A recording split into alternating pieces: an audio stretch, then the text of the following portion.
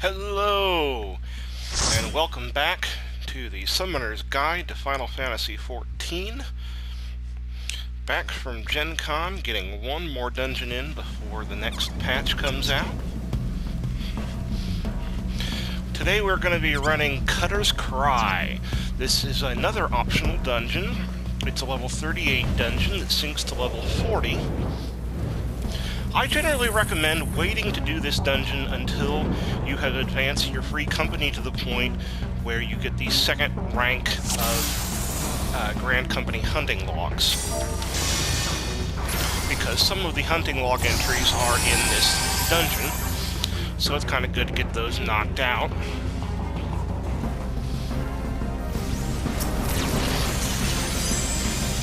Couple new abilities to speak of in this dungeon. The first is, but we're really probably not going to be using either of them. The first is Ruin 2, which is exactly like Ruin, except twice as expensive in MP cost, and it is an instant cast. So there are some instances where an instant cast ability is useful, and in that case, Ruin 2 is a useful ability, and I do have it slotted for that reason. For the most part, you're just going to be using Ruin for the cheaper MP cost. Later on, like when you're in the level 60s, you will be, Ruin 2 is going to be getting some additional new abilities. In fact, it can upgrade under certain circumstances to the much more powerful Ruin 4. So you're going to be mainly using Ruin 2 at that point when it upgrades into Ruin 4. But I do have it slotted in case there is an instance where I have to be doing a lot of moving and still want to cast. That's where Ruin 2 becomes useful. Since you can run this at level 40, you could have the level 40 ability. I do not. I'm playing it at 38. But I'm going to be perfectly honest. The level 40 summoner ability is perhaps the biggest running gag in this entire game. It's an ability called Tribind. A Tribind, it was once called Tri-Disaster until the Heavensward expansion came out, and a much better ability called Tri-Disaster came out.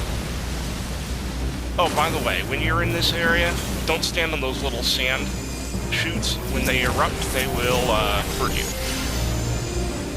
Anyway, Tribind. It was once called Tri-Disaster. It never was useful. It's an AoE attack that hits everybody in a certain range, does a very small amount of damage, and inflicts Bind. Bind really isn't very useful in a dungeon setting, and the damage is not worth the cast time or the MP cost. It never was. They changed the name from Tri-Disaster to Tribind when Heavensward came out, and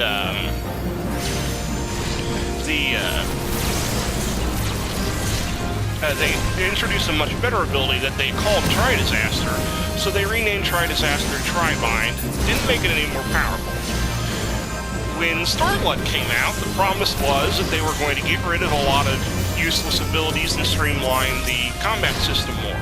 So every summoner in existence thought, oh, this means we're getting rid of Tribind. Well, no, Tribind stayed and didn't get upgraded. Well, finally, about patch 4.1, they did give us an upgrade to Tribind, but only when you're in Dreadworm Trance, which you learn at level 58.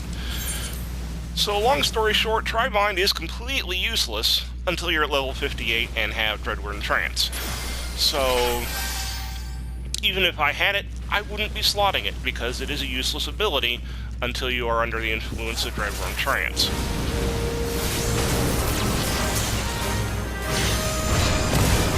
Now, these shrapnel enemies here do cast self-destruct.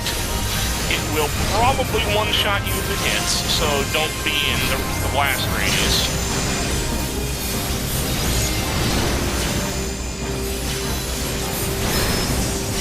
Or you can just kill it before it uses it. Oh, self-destruct. Get out, get out, get out. Oh, looks like we got it off in time, fortunately. The ninja would have died. I can almost guarantee it.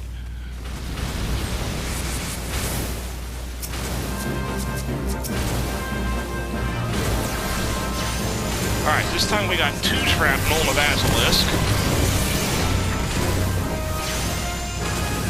As a reminder, from here on out, pretty much every dungeon, you're going to be casting your dots on one enemy, and then baiting to hit everybody else. If you have additional charges of Eater Flow left, you can use Fester to get your enemies down quicker. Alright, I'm moving to the other ninja. Okay. Oh, we actually managed to kill it before self-destruct went off. I believe self-destruct can also be interrupted. So, there's that. Okay, we're coming down into this optional area. No, we're not. We're going to the first boss. Now, this first boss has a strategy that I think we're probably going to invoke, where there's going to be a bunch of ads that come up in this boss fight. The general accepted strategy in this fight, however, is that the DPS and the tank ignore the ads.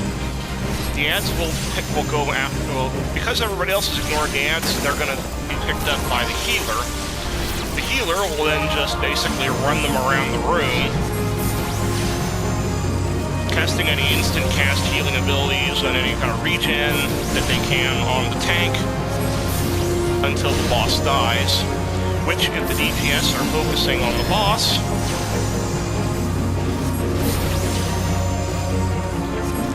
the boss will die pretty quickly. Okay, it looks like the tank did pick up the,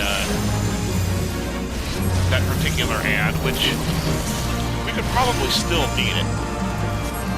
Everybody's better geared now than they were when this was first being played, so...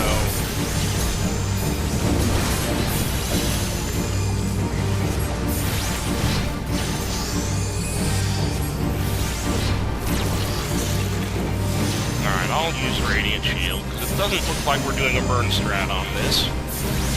Looks like we're actually trying to kill the ads.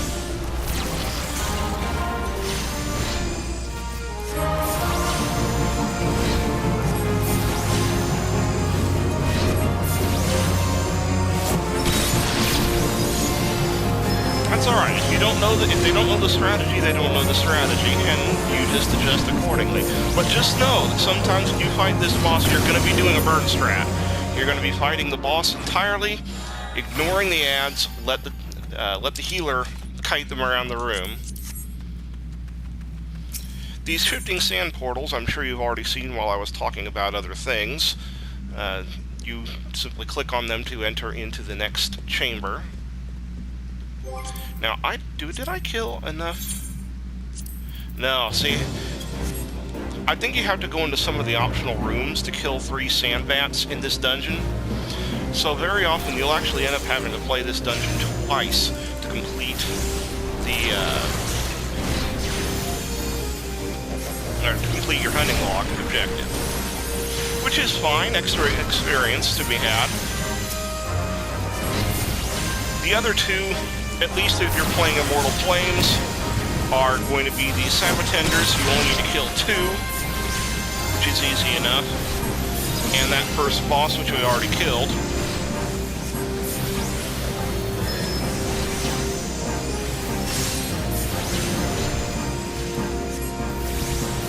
Now, it will take you a while to get up to the point where you can actually get credit for these. You have to collect an awful lot of company seals and upgrade to Flame Sergeant 3rd class, which I think takes somewhere on the order of 20 to 30,000 seals in total. Honestly, the best way to do it, not the way I did it, was I leveled up a tank and got the daily adventure in need bonus from the leveling roulette, and was getting basically about 1,000 per day on that.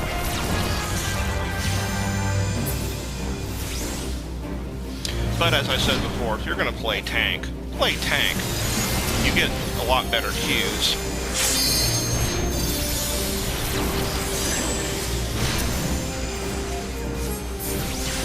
There are web quests that can get you quite a bit of company seals as well. So you can just keep repeating those until you get the seals that you need. But again, it's nice to have the requisite rank in your Grand Company when you play this one, so that you can get the proper credit and additional company seals for completing these.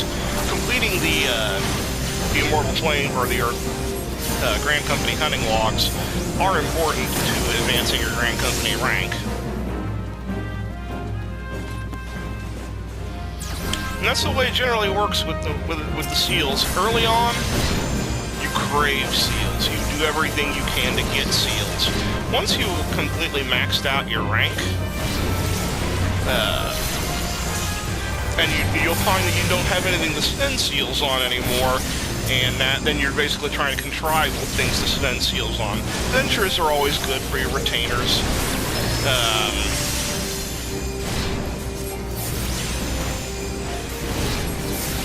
You can get materials for some of your relic weapons. I mean, there's all sorts of things to spend them on, but... See, I'm supposed to be talking about this dungeon, I'm just talking about Grand Company stuff, but again, because this is generally something you run for your Grand Company, it's worth talking about. And really, most of the ads in this dungeon are tank to spank as normal. Alright, this boss has some things that we need to talk about. For the most part, you're going to want to stay on the outside of the arena.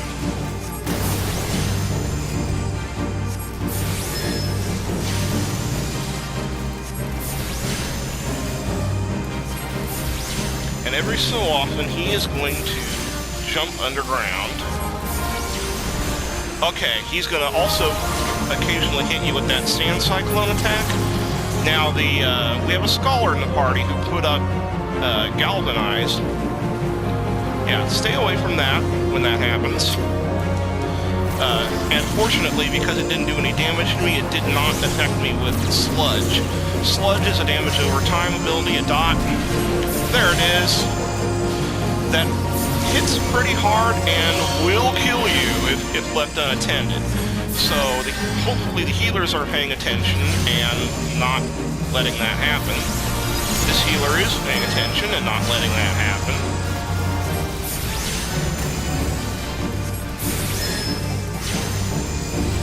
Alright, he's jumped underground again. Stay on the outside. Get out of the way of that. Otherwise, that happens.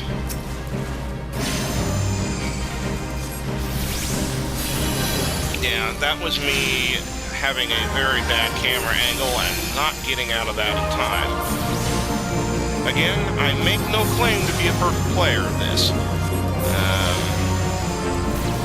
If you want top-tier raid strategies, this is really not the place to go. But if you want to know how to run the dungeons and get a basic knowledge of how to play this class, then or just laugh at the stupid mistakes I'm making, that works too.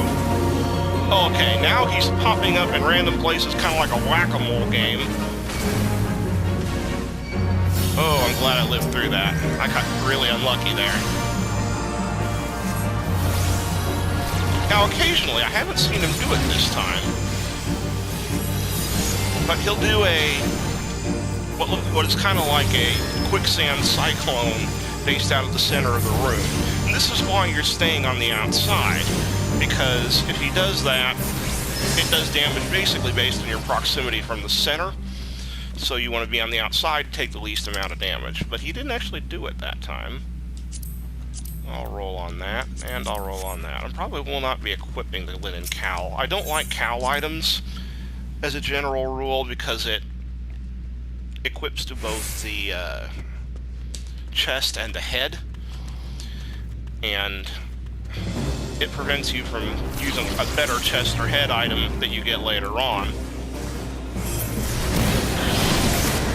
Alright. Didn't know what we were doing there. I cannot wait to get my third ether flow charge. That's one thing you're going to notice as a summoner, especially as you get into later levels. You never have ether flow when you need it.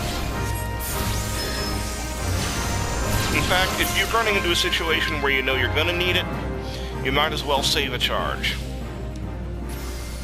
Because right now I still got another 40 seconds left before I get 2 more charges, so I'm going to keep this one until we're into a group.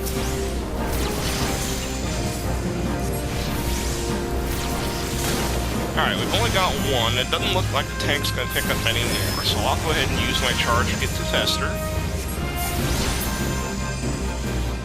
And we'll see how long it takes us to establish this pole. Probably right about the time I have my dots up.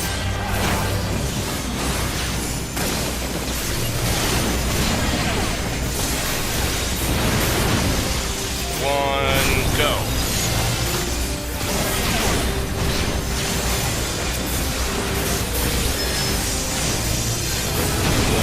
Hey, I leveled up. Level 39 and counting.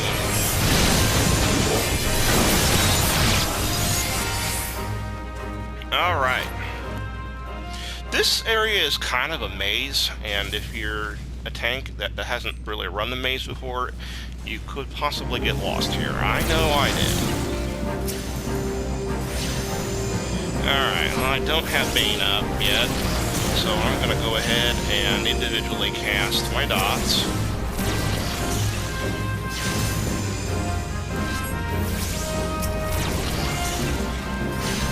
Again, nothing particularly special about these. Now, again, because I was talking about other things, I will mention something you probably saw in the first couple rooms.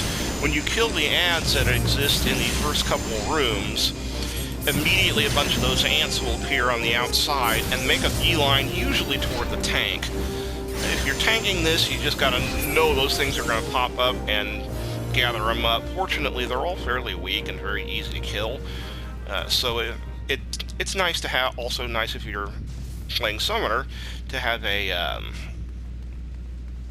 an ether flow stack ready so you can drop a Bane. Make life a little easier on everybody.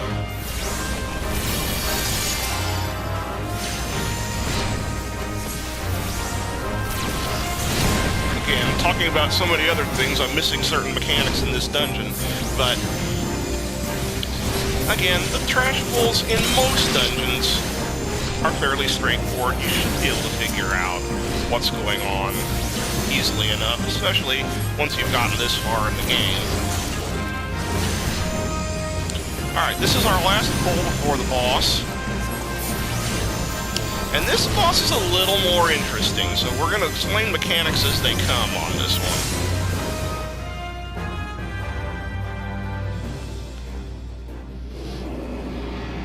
It's also one of the coolest looking bosses in the game, in my opinion. The boss arena is sinister looking, and there is the chimera!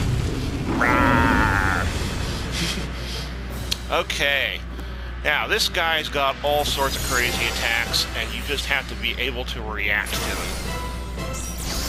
Alright, so don't get too close, but don't get too far away either. Stay at a nice, healthy mid-range. And you're looking for text on the screen that indicates that the chimera's eyes are glowing. If you see blue, he's going to cast a point-blank AoE, get away. If it's purple, if it's purple, okay, the ram's eyes burn blue, get away. So if it's purple, you need to close in and get into point-blank range. If it says his eyes focus on a single target, he'll put a crosshair on somebody. And I'll show you what to do when inevitably I get targeted by this thing, because I usually do. It usually targets DPS. Okay, blue, so stay out.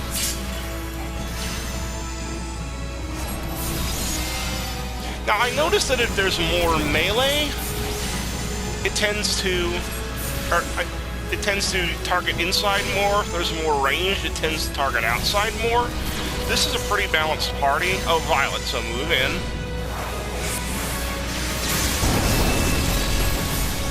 Violet means Violet gets to give him a hug. Okay, it's targeting me. Alright, so it's going to fire a kind of a little orb. There's the orb.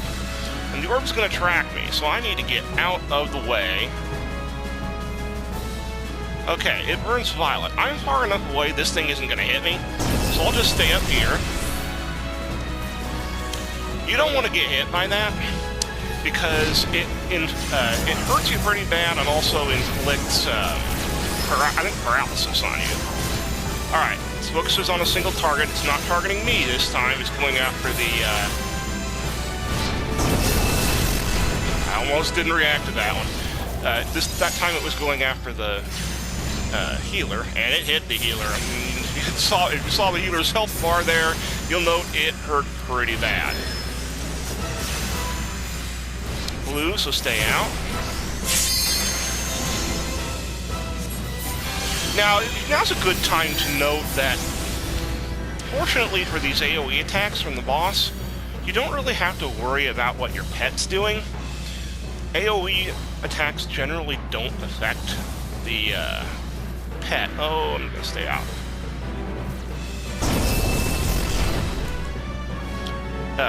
AoE attacks normally don't affect the pet as much as they affect you personally. Really about the only attacks you really have to worry about hitting your pet are attacks that directly target your pet.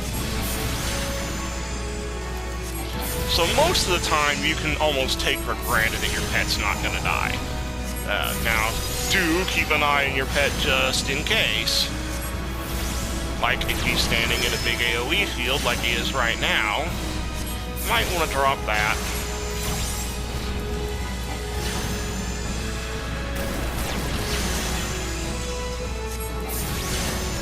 Okay, see, he's been pulled out of that, so we're not going to worry.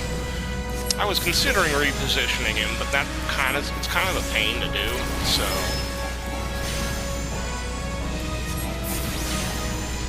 Oh, crap! Get in! There we go. Yay! And we got this. The ninja isn't limit breaking like the tank ones, but... Yeah, if you're playing a melee DPS, it's great to limit break there. If you're playing a ranged DPS, really you only want... or a caster DPS, you generally only want to use your LB if you want to take out a group.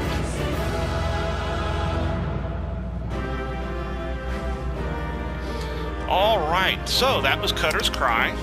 Again, not too bad, but the bosses are a little more challenging here. A little more you gotta worry about.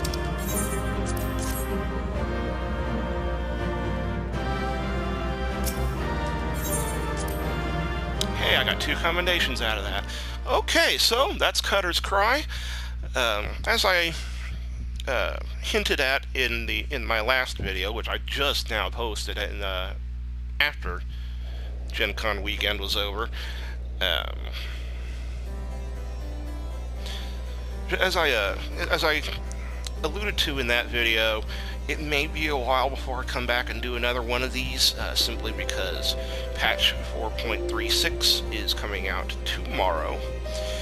And that's going to put me, it's going to give me a little bit to do on my main. I want to run more of a Eureka and get my relic weapon upgraded some more. So once I get to the point where I'm getting tired of that, if 4.4 hasn't come out by then, which it very well might have come out by then, I will come back and do some more of these. But until I eventually do come back and resume this series, I hope you've enjoyed it so far, and have a wonderful day.